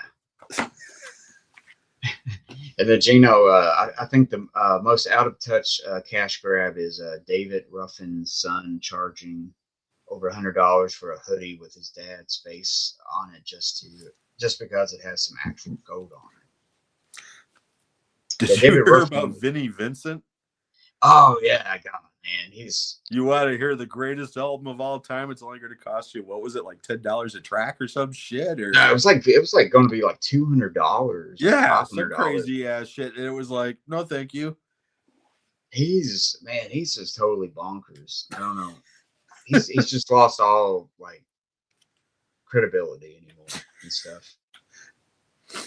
But I went back and watched like, what is it? The Boys Are Gonna Rock video, Vinnie Vincent Invasion. It was just so over the top, and it's like when I was younger, I was like, yeah, it's kind of a cool video. But then when I look back at it now, it's like, what the hell? I mean, what the hell's going on in this shit? You know. So it's like, I mean, yeah, I totally respect, you know, the Kiss years. You know, he was in there, you know, Creatures or whatever, and that short period of time there. But other than that, man, it's like he got, I don't know, he lost it somewhere. He lost it. He's never got it back again. I don't know. Yeah, I was never a fan to begin with. I mean, I'm not shitting on the guy. It was just, I never really followed his music. And when I read that comment or that story recently, at first I thought it was a joke. Yeah. And then I saw that it was picked up by like a couple of different news outlets, and I was like, holy shit, really? Mm-hmm.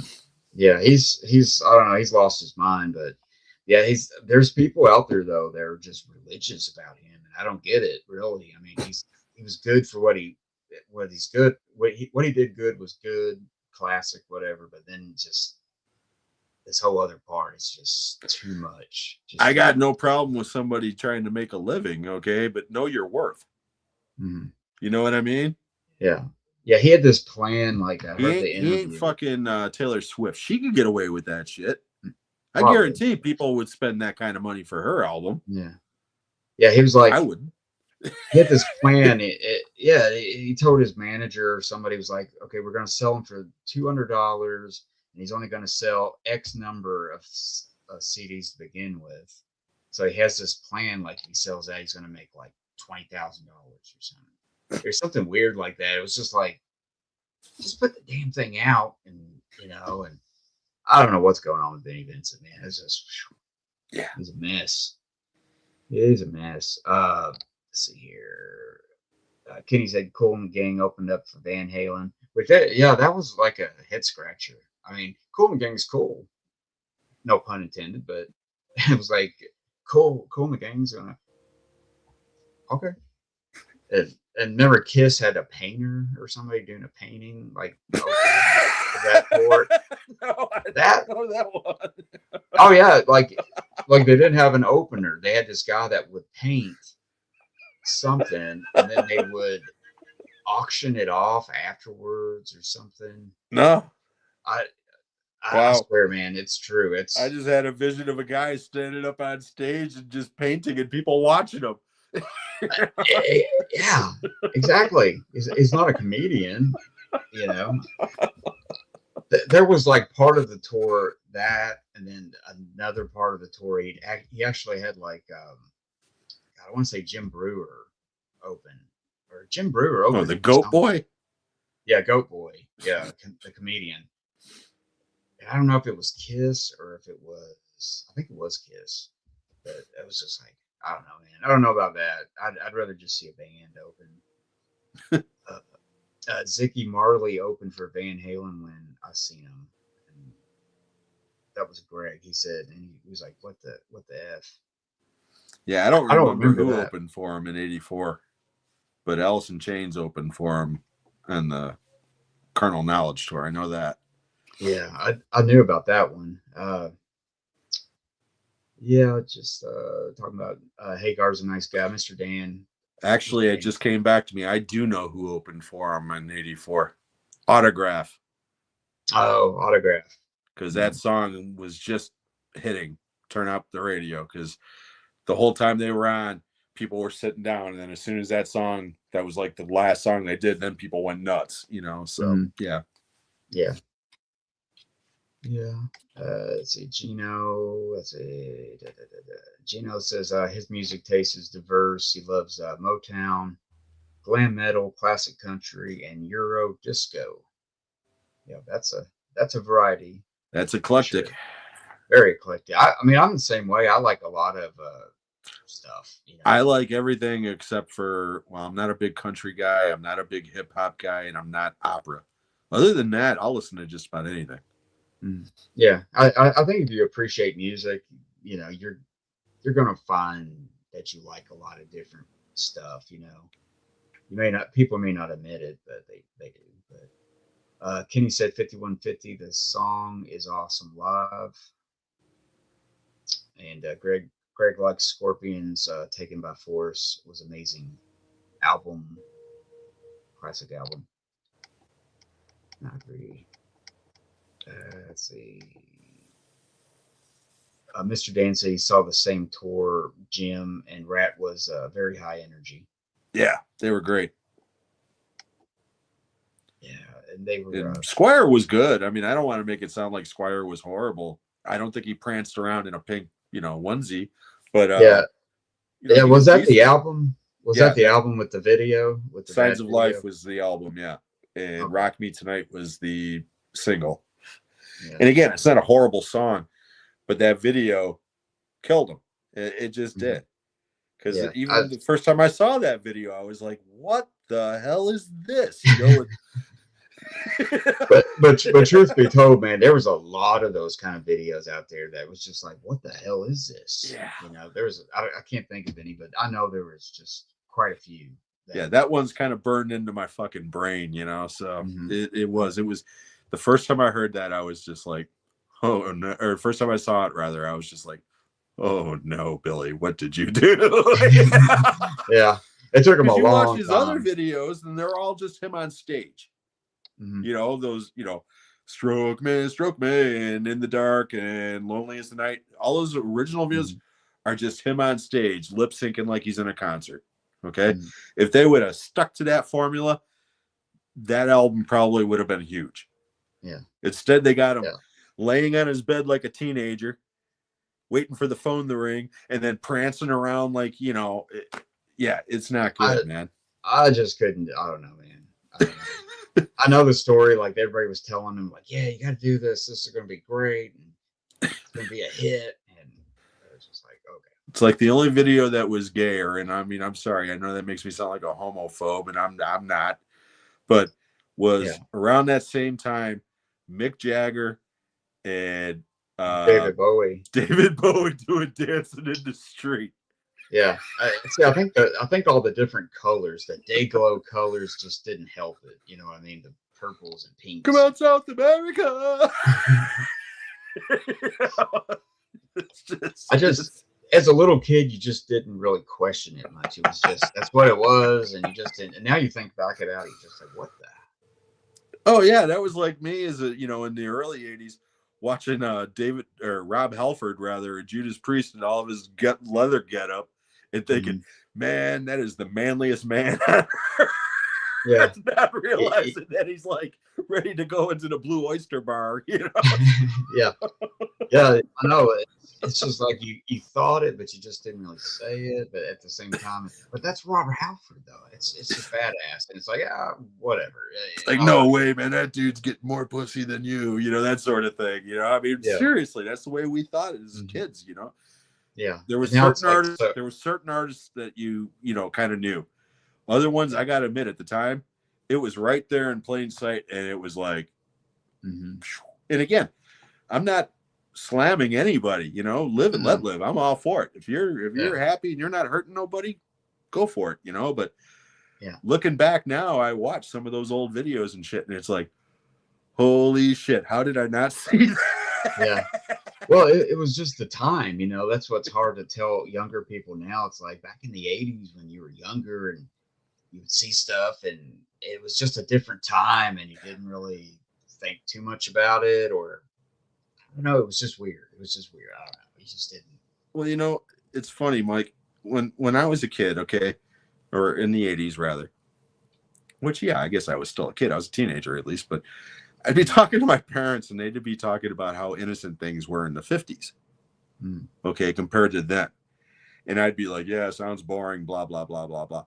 Jump forward 40 years, and I look back at that time, and it's like, holy shit, we really were naive and innocent in the '80s compared to now. Okay, I mean, you can look at the world pre and post internet. I mean, it's right there, and that's all it is. It's like once the internet came into being accessible for everyone, it changed everyone. Definitely. For better or worse.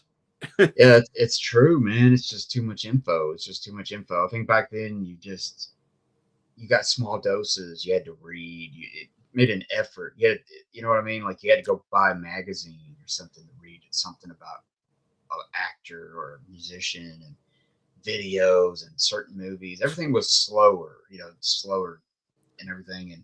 And I think everybody does tickets, that. you had to stand in line overnight at the back of a Sears where the Ticketmaster was, I mean, seriously, or get on the phone and keep hitting redial, praying to God that eventually it'll start ringing, Yeah. See, somebody brought that up one day in a stream, and I had forgot that we would have to go to the mall to we had a disc jockey record store, and you'd have to stand in that long Ticketmaster line, and they would have to ring you up, and it took time, and you were there forever. It was like a big deal, and got your ticket though. But I camped out for tickets for many shows, and had no problem when it was a summer type thing. But I'll never forget when Metallica came out on the Black Album tour. Tickets went on sale like in the middle of friggin' December, and me and two of my buddies went, and we camped out, overnight in this parking lot of this mall.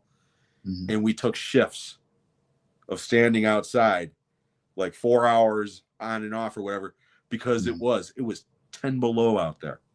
And at one point, this big ass van of like a police van pulled up, and we're all like, oh shit, they're going to send us away and this and that.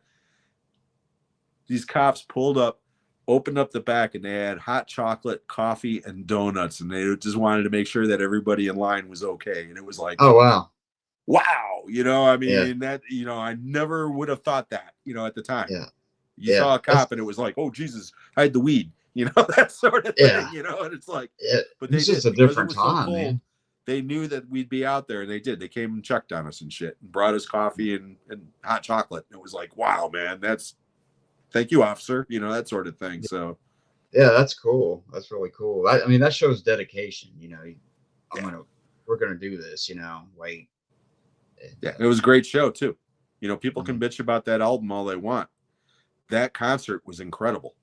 You know, it really was. That was the second time I saw Metallica, because I had seen them on the Monsters of Rock, and I didn't really appreciate them at that point. But then I kind of went back and started, you know, from the beginning and worked my way up. So by the time the Black Album came out, I was well versed, you know. And even though I thought it was much different than the other albums, I still, at the time, I thought it was great, you know. I mean, I still do think it's great. I just got tired of listening to half of it, you know, because they overplayed it. I've said it before. Enter Sandman is a great song. I never want to fucking hear it ever again. I've heard it's got a great drum times. track on it. If you think about it, it's got a great little, you know. It's the song that I used to warm up to when I was playing the drums for years. That was my warm up song. And again, I've heard that song a million times. I never want to hear it again. Unless I'm playing it. You know, that's the difference. Yeah, there's some of those songs where it's just like I can't do it. And Tom Sawyer with Rush, same thing. Yeah. You know, I love Tom Sawyer if I'm watching it live, and seeing them do their thing. But if it comes on the radio, I'm just like, switching it. Yep. I was gonna say, I mean, the Black Album was huge, man. They like toured for like, what was it, like 4 years or something on it. It was crazy. Or maybe it wasn't 4 years, but it was a long ass time they were on the road. Yeah, well, they were in the studio for that album for almost a year. They had this old documentary called A Year and a Half in the Life of Metallica, and it did. The first half of it was them in the studio, and the second half was them getting out on the road. And that was at the time one of the best documentaries ever, because Bob Rock was their producer at the time. And they were like fighting him the whole time. And I mean, it was great, you know? Yeah. But you ever see Some Kind of Monster? Yeah. That actually movie is friggin' hilarious, man. I like watching it every so often. I'll put it back in stuff, but man, it was crazy. I love that movie so much. Hate the album, love the movie. Yeah. Oh god, man, the album's just terrible. It's absolutely terrible. It's dog shit. Yeah. And it's that fucking snare drum. That is what I mean. It's bad regardless, but that snare drum makes it unlistenable in my opinion. And as a drummer, it grates my nerves. It's like, dude, are you trying to tell me there was some part of you that thought that sounded good? Yeah. You know, I mean, seriously. And Bob Rock, the documentary where he's playing these tracks for his old man, and the old man's sitting there listening to it and stroking his beard, and then finally, I don't think you want to do that. I don't like that. Yeah, it was just, and Bob Rock produced it, right? Yeah. Like he went from the Black Album, where it was just, you know, this masterpiece, to producing this, and it's like, God. Well, he did that one, Load, Reload. I mean, he became their guy. But then, I mean, it's documented in the movie, between the rehab stints and the fucking therapist, you know, the group therapy guy, handing them notes and stuff, you know, during recording sessions and shit. It's like, I don't blame that album on Bob Rock. I don't, man. I mean, nobody could have gotten that album.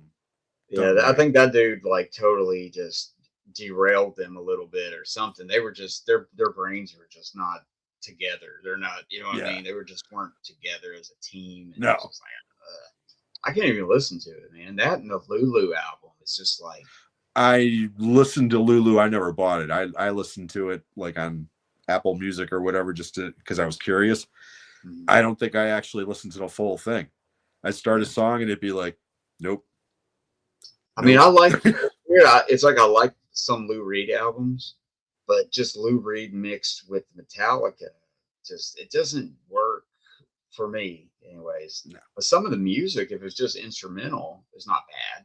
Right. Some of the songs, you know, but it's just, Lou Reed's got that low voice, you know, mixed with this high powered music. It's just, I don't know. It doesn't work for me. No, it didn't work for anybody. Yeah. It's still not as bad as St. Anger though. I don't believe. St. Anger. I mean, it's horrible. It's fucking horrible.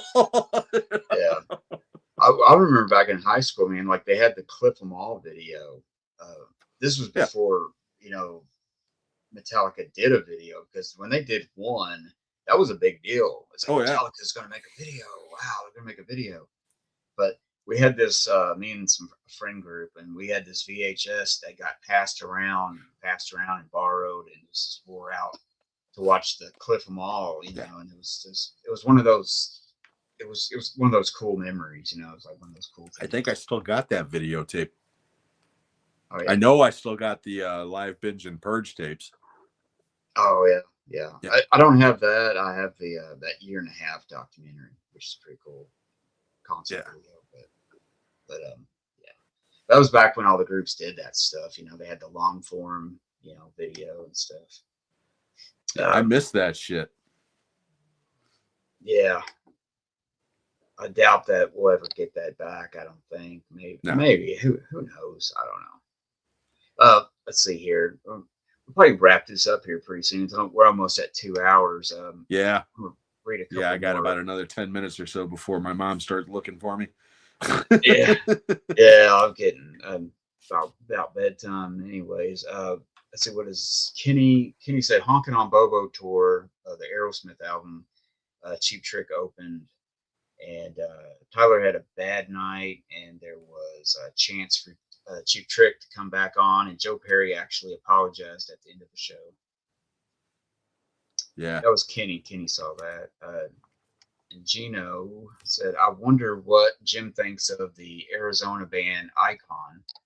I love their first 2 albums, and their second, Night of Crime, being my favorite. Criminally underrated band." I don't think I'm familiar, to be honest. It's not ringing any bells, anyways. Yeah, Icon. I don't know which album it was, but I only heard like one song and like saw a video, and it was okay, but I never, you know, got the album or anything. That's Icon. Icon, yeah, ICON. All right, hey, I'll check it out because I like listening to music while I'm doing stuff. So yeah. Yeah. I apologize, guys out there with questions. I didn't get to every one of them. Yeah, it's because as usual, Jim won't shut the fuck up. Yeah, we're just yapping and yapping. Yeah, basically just talking about, you know, music tonight. Let's see, something like that. But you know, Cheap Trick's one of those bands that I really like, and that's from my neck of the woods. Yeah, a couple of those guys went to high school with a couple of my cousins in Rockford. Oh wow, that's cool. Yeah, I've seen Cheap Trick 3 times. Yeah, I still want to see him at some point. As a matter of fact, I saw Rick Nielsen. He was at a liquor store about 15 miles from my house doing.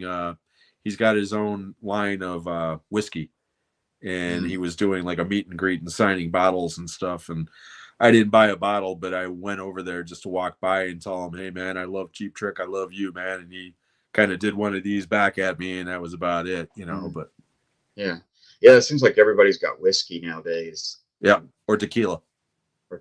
Yeah, because I live in whiskey country. I'm probably about 20 miles from the Jim Beam plant where they make it and stuff. I want to try the Rush beer because Rush is beer up in Canada from Henderson Brewing, I think it's called. Yeah, but I did. They won't ship it here. You know, they would ship it to like a liquor store, but they won't ship it to my house because, you know, how could they prove that I'm of age and shit? You know, that sort of thing. Yeah, I think our state has a law like about like wine, like certain wine or something. They won't do that either. I don't think. Like, I guess it's alcohol, but let's see. Mr. Dan said, check out Franco Nero's wig in the movie Shark Hunter. It's held on with a headband. Nice. Yeah, Gino said that Vinnie Vincent still owes people box sets from that previous time where he had a box set he was selling and he never did. He took the money. So he's done this shit before. Yeah, he's done that before, and it's was falling for it again. Let's see.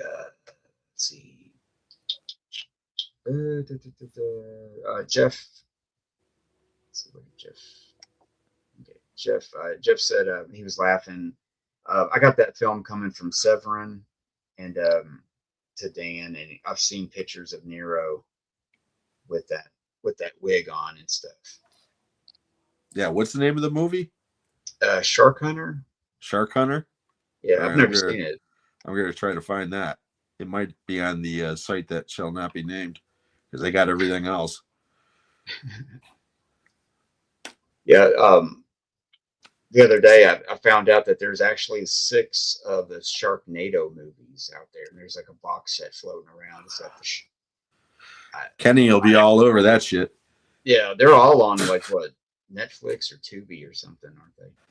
I've never seen a single moment of any of those movies, to be honest. So I just wasn't interested. I guess I can appreciate bad movies. Okay, I mean, again, I've got crap on my shelf that is not good. Okay, but maybe it's because the older I get, but it's like I have a less tolerance for bad, I mean, just horrible type shit. I got to be really drunk or with a group of people to where you're all like laughing at it together, sort of thing. I mean, Kenny loves the Asylum movies, and again, I understand it.